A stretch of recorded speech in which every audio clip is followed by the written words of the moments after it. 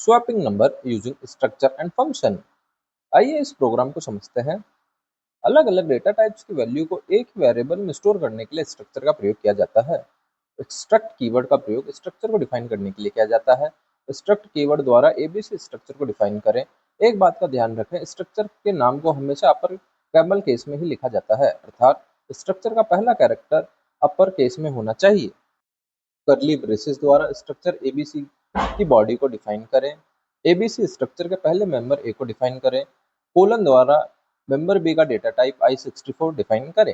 Comma लगाएं। ABC structure के दूसरे मेंबर बी को डिफाइन करें। कोलन द्वारा मेंबर बी का डेटा टाइप I64 डिफाइन करें। कॉमा लगाइए। fn कीवर्ड का प्रयोग मेथड को डिफाइन करने के लिए किया जाता है। fn कीवर्ड को लिखकर मेन मेथड को डिफाइन करें। कर्ली ब्रेसेस द्वारा मेन मेथड की बॉडी को डिफाइन करें। मेन मेथड की बॉडी में लेट म्यूट कीवर्ड द्वारा स्ट्रिंग के वेरिएबल ए को डिफाइन करें। लेट कीवर्ड द्वारा वेरिएबल को डिफाइन किया जाता है। लेट कीवर्ड द्वारा डिफाइन वेरिएबल की वैल्यू को चेंज नहीं किया जा सकता है। वेरिएबल की वैल्यू को चेंज करने के लिए म्यूट कीवर्ड का प्रयोग किया जाता है।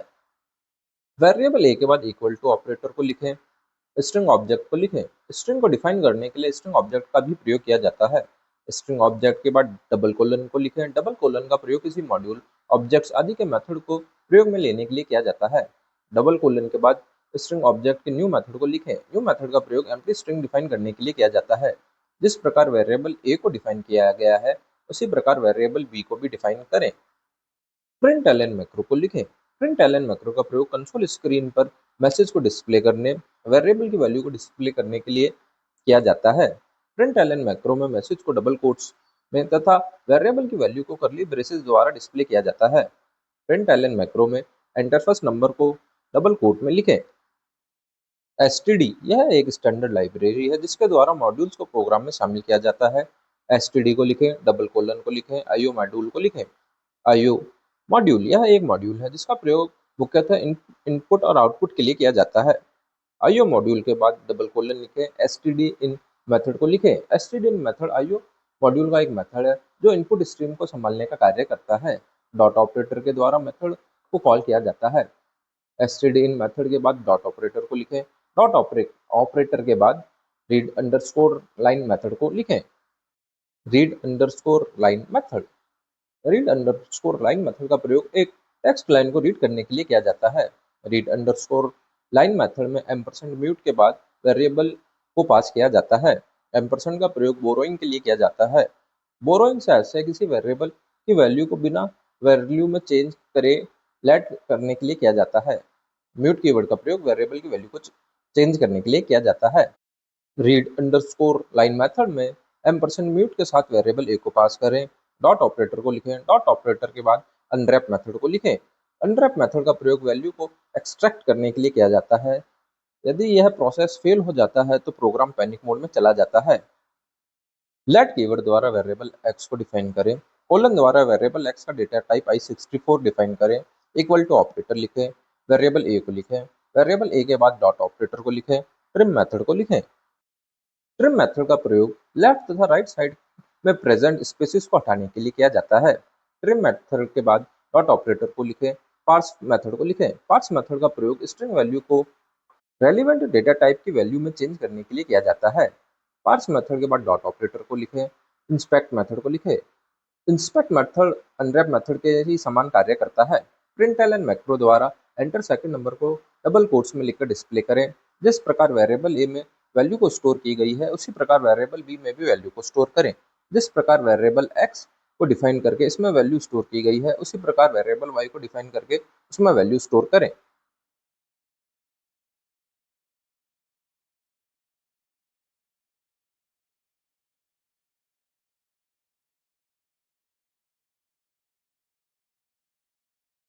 लेट कीवर्ड द्वारा स्ट्रक्चर एबीसी का वेरिएबल ई डिफाइन करें। इक्वल टू ऑपरेटर लिखें। स्ट्रक्चर का नाम एबीसी लिखें। करली ब्रेसेस लिखें। करली ब्रेसेस में एबीसी स्ट्रक्चर के पहले मेंबर ए को लिखें। कोलन लिखें। कोलन के बाद वेरिएबल एक्स को लिखें। कॉमा लगाएं। एबीसी स्ट्रक्चर के दूसरे मेंबर बी को लिखें। कोलन लिखें। कोलन के बाद वेरिएबल वाई को लिखें। कॉमा लगाएं। इसे स्ट्रक्चर का वेरिएबल डिफाइन करके वैल्यू को स्टोर करना कहते हैं। करली ब्रेसेस के बाद सेमीकोलन को लिखें। प्रिंट को लिखें। प्रिंट एलन मैक्रो में बिफोर स्वैप नंबर आर को डबल कोट्स में लिखकर डिस्प्ले करें।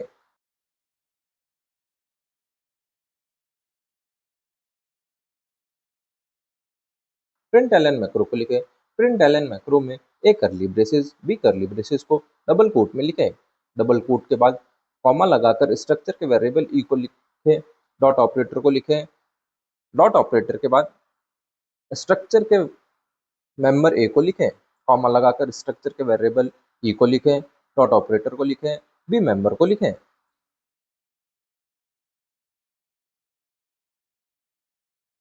F1 मेथड में स्ट्रक्चर के वेरिएबल ई के मेंबर्स ए तथा बी को पास करें E dot A comma E dot B द्वारा।